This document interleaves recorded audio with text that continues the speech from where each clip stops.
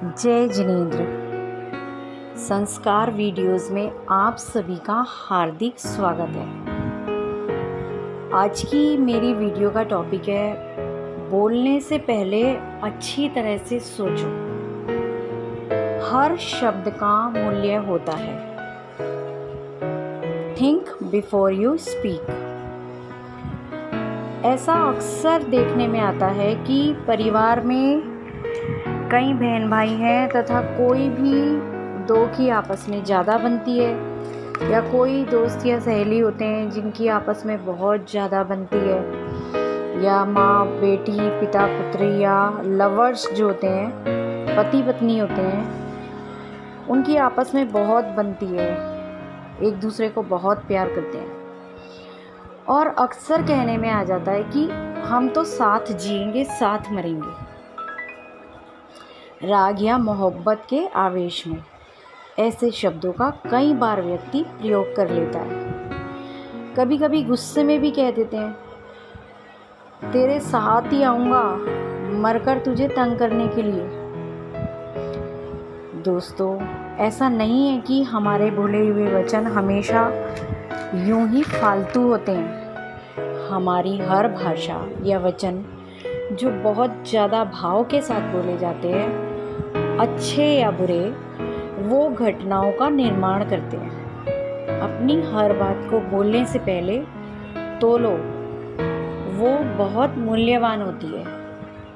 अपनी इस वीडियो में आज मैं कुछ घटनाओं को बताते हुए इसी बात को आप लोगों को समझाने का प्रयास करूंगी कि हम कैसे कर्मों के बंधन में फंसते चले जाते हैं और हमें पता भी नहीं चलता। जब घटनाएं भोग में आती हैं तो व्यक्ति सोचता है, ऐसा कैसे हो गया, हमने तो ऐसा नहीं सोचा था। मगर ऐसा नहीं है कि हर एक के बोलने से घटना का निर्माण हो जाएगा, या इस जन्म में बोला है तो इसी जन्म में घटना घट जाएगी। कई बार किसी परिवार के कई लोग एक साथ दुर्घटना में मर जाते हैं। ऐसे में ये देखने में आता है कि उनके रिश्तेदार या आसपास के उनसे जुड़े हुए करीबी लोग उस बात को अपने दिलो दिमाग में इतना ज़्यादा बसा लेते हैं कि सोच सोचकर स्वयं भी ऐसे ही घटनाओं का निर्माण कर लेते हैं। जैसे किसी के कोई करीबी मर गया, या किसी दोस्त का एक्सीडेंट हो गया, या कोई करीबी बीमार हो गया, तो व्यक्ति उन घटनाओं पर टीका टिप्पणी करता है, उन्हें सोचता रहता है और खुद भी अनजाने में घटनाओं का निर्माण कर लेता है। उसे पता ही नहीं चलता कि वो कर्मों के बंधन में फंस रहा है। उदाहरण के लिए, किसी का जवान बेटा मर गया। अब माँ बाप का अशुभ कर्म का उदय था। अब वो दिन रात, महीनों, सालों इस चीज़ के लिए शोक में डूबे हुए हैं, रोए जा रहे हैं, बार बार उस घटना को दोहराते हैं। तो वह पुनः ऐसी ही घटनाओं का अनुबंध प्रतिबंध अपने मन में कर रहे हैं, यानी फिर से उनकी जीवन में ऐसी ही घटनाएं घटेंगी। दोस्तों, जो भाव हमारे मन में रहते हैं हर वक्त, वही हमारी लाइफ में घटनाओं के रूप में दिखते हैं। जो डेटा दिमाग में डालोगे वही तो बाहर आएगा। कई बार लोग कहते हैं कि हमारे घर में तो सब जल्दी जल्दी मर जाते हैं। जैसे एक मेरी सहेली ने कहा, जब मैं छोटी थी मेरे पापा मर गए, थोड़ी बड़ी हुई तो मेरा भाई मर गया, और थोड़ी और बड़ी हुई, शादी के बाद मेरा पति मर गया। मेरे साथ ही हमेशा ऐसा क्यों होता है कि सब कम उम्र में मेरा साथ छोड़कर चले जाते हैं? तो उसका कारण ये सामने आया कि जब किसी का कोई करीबी मर जाता है तो वो कई सालों तक इस शोक में डूबा रहता है तथा परिकल्पनाएं करता रहता है। इतने में फिर घटना का निर्माण हो जाता है, फिर कई सालों तक शोक में डूबे रहते हैं और फिर कोई मर जाता है।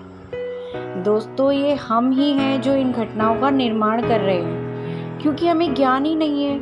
हमारे धर्म में क्यों कहा जाता है कि चाहे कैसी भी परिस्थिति हो, समता भाव रखो। अगर शोक के क्षणों में थोड़ा खुद को समझाया जाए, समता भाव रखो कि भाई हमारे अशुभ कर्मों से ही सब हुआ, तो हमारे नए कर्म नहीं बनेंगे तथा आगे हमारे साथ ऐसा नहीं होगा। मगर शोक में डूबकर सालों तक एक ही प्रश्न के साथ घूमते रहेंगे कि हमारे साथ ही ऐसा क्यों हुआ, तो फिर नए कर्म बनेंगे और दोबारा ऐसी ही घटना घटेगी। इसलिए समता भाव रखकर उस घटना की फाइल वहीं बंद कर देनी चाहिए। ये बहुत ज़रूरी है दोस्तों।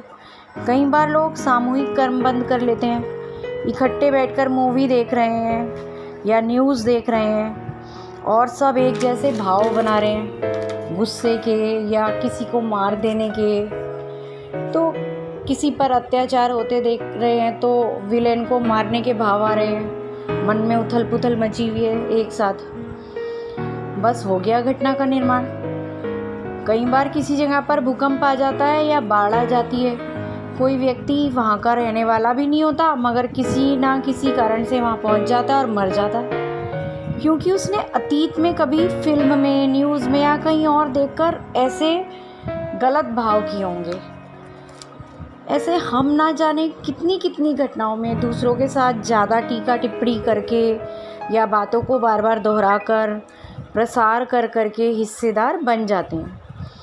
कुछ लोगों को बहुत रस आता है हर बात को समूह में बैठकर या लोगों में फैला कर करने में।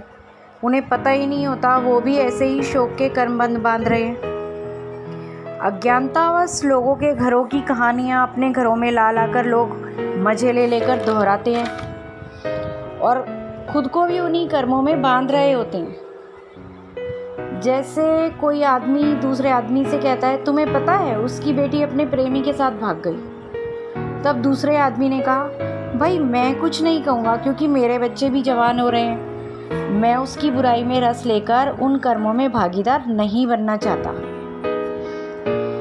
इसलिए ये कहा जाता है कि कभी कभी कोई कुछ अच्छा काम करता है तो हम कहते हैं ना कि उसकी प्रशंसा करो, अनुमोदना करो दिल से, ताकि आगे आप भी ऐसा कर सको। इसी तरह से घटनाएं घटती हैं हम सबकी ज़िंदगी में, इसलिए समता भाव रखना चाहिए हमें और फालतू लोगों से बचना चाहिए जो फालतू की बातें करते हैं, और फालतू सोचना नहीं चाहिए। जब हम 10-10 उपवास कर लेते हैं, खाना पानी त्याग कर सकते हैं, तो फालतू बातें सोचने का, फैलाने का उपवास क्यों नहीं कर सकते। बस यही है प्रैक्टिकल तत्व ज्ञान, जिसे हमें अपने जीवन में उतारना है। जय जिनेंद्र दोस्तों, अपना वीडियो मैं अब यहीं समाप्त करती हूँ। धन्यवाद।